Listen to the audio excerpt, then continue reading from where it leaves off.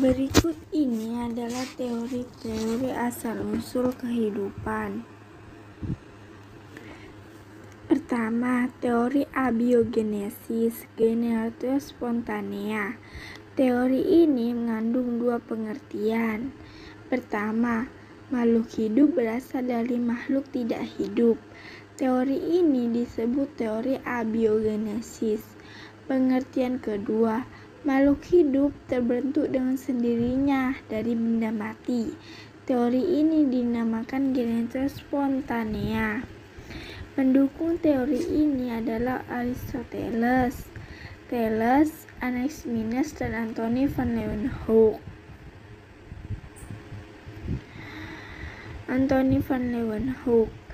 Thales menganggap kehidupan berasal dari air dan Anaximenes menganggap kehidupan berasal dari udara. Anthony van Leeuwenhoek menyatakan bahwa mikroorganisme terletak pada rendaman jerami. Anthony van Leeuwenhoek merupakan pencipta mikrosel pertama kali.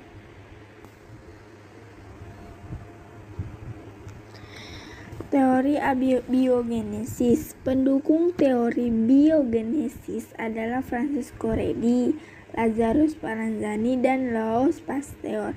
Teori ini menyatakan bahwa semua kehidupan berasal dari telur dan semua telur berasal dari suatu yang hidup. Omne vivum ex ovo, omne ovum ex vivo. Munculnya teori biogenesis diawali dari hasil penelitian yang dilakukan oleh Francesco Redi. Francesco Redi melalui percobaannya mengajukan teori biogenesis untuk meluruskan pendapat Aristoteles yang telah muncul sejak belasan abad sebelumnya. Dalam teorinya, Redi mengatakan bahwa makhluk hidup berasal dari makhluk hidup juga. Percobaan Francesco Redi menggunakan daging segar. Wadah pertama diisi dengan daging segar dan dibiarkan terbuka. Wadah kedua diisi daging segar lalu ditutup dengan kain kasa yang berlubang-lubang. Ketika daging membusuk, datang lalat di sekitar wadah. Pada wadah pertama terlihat banyak belatung, sedangkan pada wadah kedua hanya beberapa ekor belatung pada daging dan kain kasa. Pada wadah ketiga tidak terdapat belatung. Kesimpulannya, larva bukan berasal dari daging tetapi berasal dari telur lalat yang terdapat dalam daging dan menetas menjadi larva.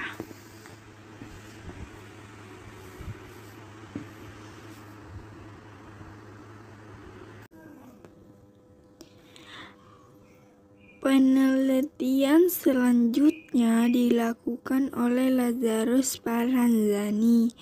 Dia melakukan percobaan kaldu yang dididihkan dan ditutup rapat. Hasilnya, kaldu hanya akan membusuk jika dalam keadaan terbuka. Jadi harus ada jasa training terlebih dahulu sebelum timbulnya makhluk hidup selanjutnya. Omne vivum ex vivo. Untuk menguatkan pendapat Lazarus Spallanzani, Louis Pasteur melakukan percobaan yang sama tetapi menggunakan labu dengan pipa leher angsa. Dari hasil percobaan tersebut, ia berkesimpulan bahwa untuk mendapatkan kehidupan harus ada kehidupan terlebih dahulu. Omne vivum ex vivo.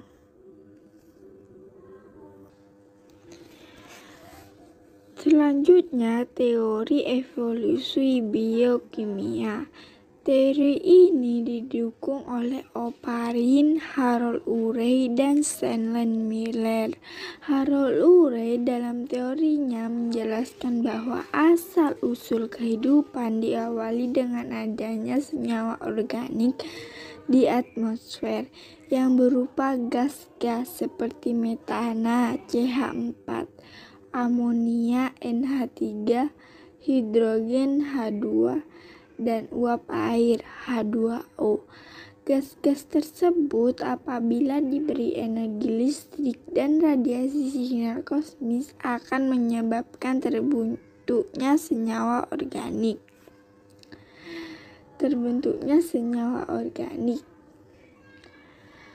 Salah satunya asam amino. Asam amino merupakan komponen dasar protein. Protein adalah pembentuk protoplasma yang merupakan substansi dasar makhluk hidup.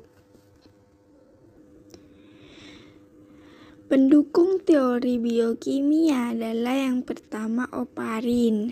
Di dalam bukunya yang berjudul The Origin of Life, Asal-Usul Kehidupan, Oparin menyatakan bahwa ada suatu ketika atmosfer bumi kaya akan senyawa uap air, yaitu CO2, CH4, NH3, dan hidrogen. Karena adanya radiasi benda-benda angkasa yang amat kuat seperti sinar ultraviolet, senyawa-senyawa sederhana tersebut membentuk senyawa organik atau senyawa hidrokarbon yang lebih kompleks. Prosesnya terjadi di lautan. Setelah berjuta-juta tahun, senyawa sederhana membentuk senyawa yang lebih kompleks, yaitu membentuk sel, antara lain gliserin, asam organik, purin, dan pirimidin. Pendukung teori kedua adalah Harold Urey, 1893, ahli kimia Amerika, mengemukakan teori bahwa kehidupan berasal dari atmosfer. Kehidupan pertama terjadi di atmosfer atas dasar terbentuknya asam amino, protein, sebagai dasar substansi kehidupan. Pada saat terbentuknya bumi, di atmosfer kaya akan molekul CH4, NH3, H2, dan H2O, dan semuanya berupa gas. Gas-gas tersebut sampai sekarang banyak terdapat di atmosfer dan tersusun atas atom-atom C, H, O, dan N yang dijumpai pada asam amino, sedangkan asam amino merupakan zat penyusun protein. Akibat loncatan bunga listrik sewaktu terjadi halilintar dan radiasi sinar kosmik, molekul-molekul itu bereaksi membentuk asam amino. Adanya asam amino memungkinkan terbentuknya kehidupan.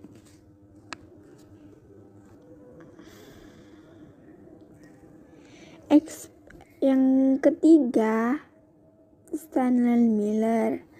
Eksperimen Stanley-Miller dapat memberikan petunjuk bahwa satuan-satuan kompleks di dalam sistem kehidupan seperti lipida, karbohidrat, asam amino, protein, nukleotida, dan lain-lainnya dapat terbentuk dalam kondisi abiotik. Teori yang terus berulang kali diuji dan diterima para ilmuwan secara luas. Namun hingga kini masalah utama tentang asal-usul kehidupan merupakan rahasia alam yang belum terjawab. Hasil yang mereka buktikan berulah mengetahui terbentuknya senyawa organik secara bertahap, yakni dimulai dari bereaksinya gas-gas di atmosfer purba dengan energi listrik halilintar. Selanjutnya, semua senyawa tersebut bereaksi membentuk senyawa yang lebih kompleks dan terkurung di lautan. Akhirnya membentuk senyawa yang merupakan komponen sel.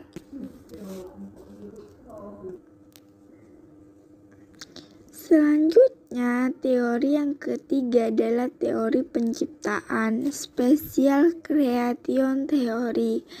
Teori ini menyatakan bahwa segala sesuatu diciptakan oleh Tuhan. Makhluk hidup yang ada pada masa sekarang ini udah ada sejak dahulu dan diciptakan sendiri-sendiri sebagaimana adanya saat ini.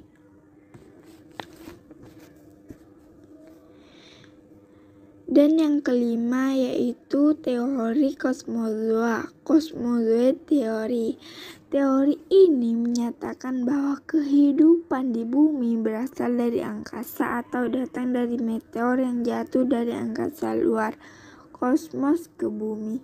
Hal itu diperkuat dengan hasil analisis peninggalan peradaban suku Inca.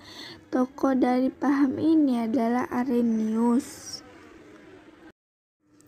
Kali ini kita akan membahas soal-soal KSN tahun sebelumnya. Soal-soal Olimpiade tahun sebelumnya, yaitu yang pertama, persamaan unsur-unsur dalam makhluk hidup dengan unsur-unsur dalam atmosfer mendorong Oparin menyatakan dugaan bahwa jawabannya adalah makhluk hidup terjadi dari unsur-unsur yang terdapat di atmosfer oleh pengaruh energi kosmis. Dikarenakan Harold Urey, ahli kimia Amerika, dan Oparin mengemukakan teori bahwa kehidupan berasal dari atmosfer. Kehidupan pertama terjadi di atmosfer atas dasar terbentuknya asam amino protein sebagai dasar substansi kehidupan. Pada saat terbentuknya bumi di atmosfer kaya akan molekul CH4, NH3, H2, dan H2O yang semuanya berupa gas. Gas-gas tersebut sampai sekarang banyak terdapat di atmosfer dan tersusun atas atom-atom C, H, O, dan N yang dijumpai pada asam amino. Sedangkan asam amino merupakan zat penyusun protein. Akibat loncatan bunga listrik sewaktu terjadi halilintar dan radiasi sinar kosmis, molekul itu bereaksi membentuk asam amino. Adanya asam amino memungkinkan terbentuknya kehidupan.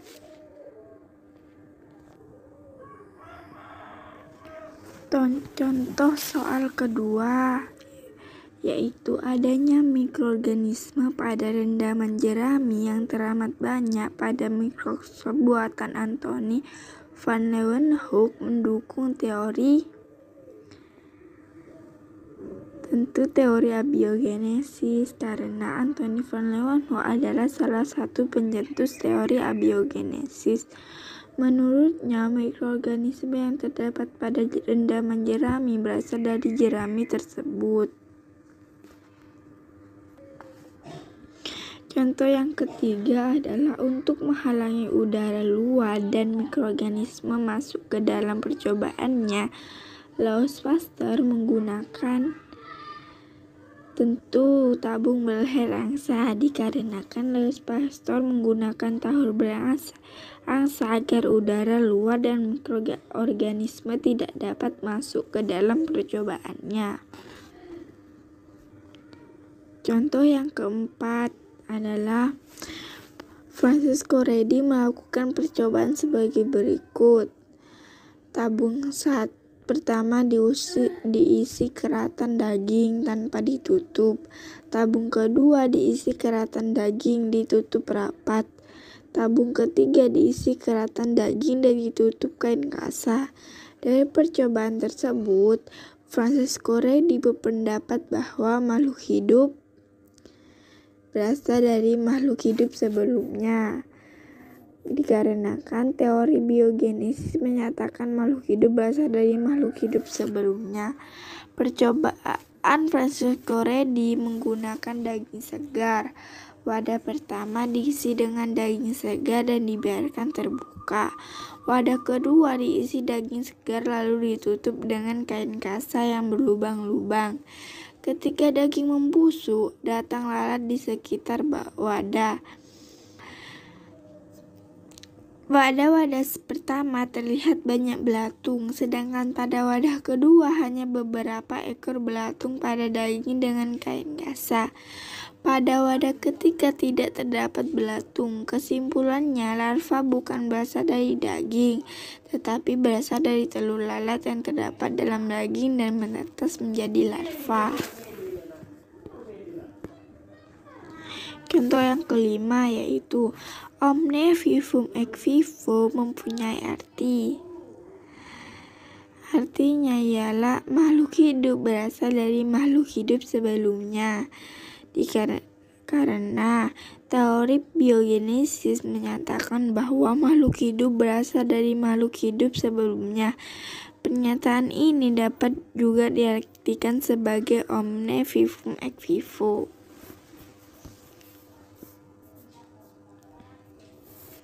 Contoh yang keenam yaitu adanya energi radiasi benda-benda angkasa yang amat kuat seperti sinar ultraviolet memungkinkan senyawa-senyawa sederhana membentuk senyawa organik atau senyawa hidrokarbon yang lebih kompleks. Pada proses reaksi tersebut berlangsung di lautan. Teori ini dinyatakan oleh pembahasannya ialah di dalam bukunya yang berjudul The Origin of Life, Asal-usul Kehidupan, Oparin menyatakan bahwa pada suatu ketika atmosfer bumi kaya akan senyawa uap air, C2, CH4, NH3, dan hidrogen. Karena adanya energi radiasi benda-benda angkasa yang amat kuat, seperti sinar ultraviolet, senyawa-senyawa sederhana tersebut membentuk senyawa organik atau senyawa hidrokarbon yang lebih kompleks. Proses reaksi tersebut berlangsung di lautan karena menurut Oparin senyawa kompleks tersebut sangat berlimpah di lautan maupun di permukaan daratan. Selama berjuta-juta tahun, senyawa sederhana tersebut bereaksi membentuk senyawa yang lebih kompleks, yaitu gliserin, asam organik, purin, dan pirimidin. Senyawa kompleks tersebut merupakan bahan pembentuk sel.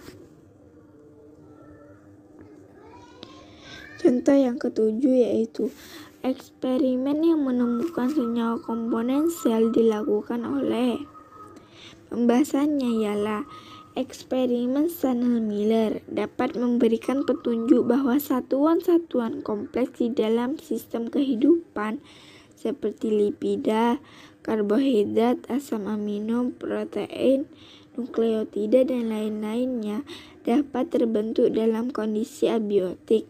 Teori yang terus berulang kali diuji ini diterima para ilmuwan secara luas. Namun hingga kini masalah utama tentang asal-usul kehidupan tetap merupakan rahasia alam yang belum terjawab. Hasil yang mereka buktikan barulah mengetahui terbentuknya senyawa organik secara bertahap, yakni dimulai dari bereaksinya gas di atmosfer purba dengan energi listrik halilintar. Selanjutnya semua senyawa tersebut bereaksi membentuk senyawa yang lebih kompleks dan terkurung di lautan, akhirnya membentuk senyawa yang merupakan komponen sel. Contoh yang ke-8 yaitu tokoh teori klasik penentang abiogenesis yang menggunakan bahan percobaan berupa air kaldu adalah yaitu Louis Pasteur. Karena seperti halnya Francisco Redi, Spallanzani, dan Pasteur juga menyaksikan kebenaran paham abiogenesis. Redi melakukan percobaan dengan menggunakan kiratan daging, sedangkan Spallanzani menggunakan percobaan menggunakan air kaldu atau rebusan daging dan 2 buah labu. Pada prinsipnya sama dengan percobaan Francisco Redi, tetapi langkah percobaan Spallanzani lebih sempurna. Kemudian percobaan Spallanzani juga disempurnakan oleh Pasteur yang masih menggunakan bahan berupa air kaldu